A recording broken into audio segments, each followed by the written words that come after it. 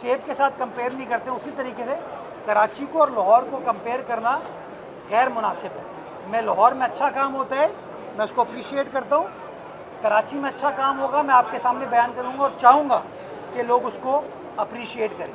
बाकी K4 augmentation, K4 के दो हिस्से हैं, एक है जिस पे भागदा काम कर रहा है, एक है जिस पे हम काम कर रहे हैं। हमारा जो काम है वो चल रहा है। R1, R2, R3 ये 3 रूट्स हैं इसकी प्रोक्योरमेंट के लिए जो RFP है उसको फाइनल करके हमने वर्ल्ड बैंक को भिजवा दिया है। मुझे उम्मीद है अगले 14 से 15 रोज़ में उनका एक प्रोसेस होता है, उसकी मंजूरी आ जाएगी, उसके बाद हम प्रोक्योरमेंट का प्रोसेस स्टार्ट कर देंगे।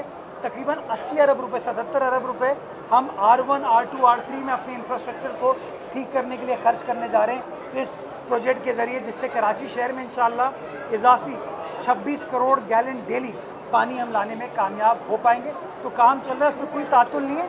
इतने बड़े प्रोजेक्ट में जब कंसल्टेंट्स होते हैं, इंजीनियर होते हैं, कहीं ना कोई पॉइंट आता है जिसको आप हमेशा ठीक करने की कोशिश करते हैं, तो वो हम कर रहे हैं, लगे हुए उसके अंदर, लेकिन कोई तातुल, कोई रुकावट, कोई परेशानी इस हवाले से नहीं है। साहब ये बताइएगा, अपोजिशन लीडर ने कल अपने प्रेस कॉन्फ्रेंस में और एक शादी हाल में तकरीब में जो है हज़ारों जो है गलियां बनाने का ऐलान किया है न्यू कराची के बाद।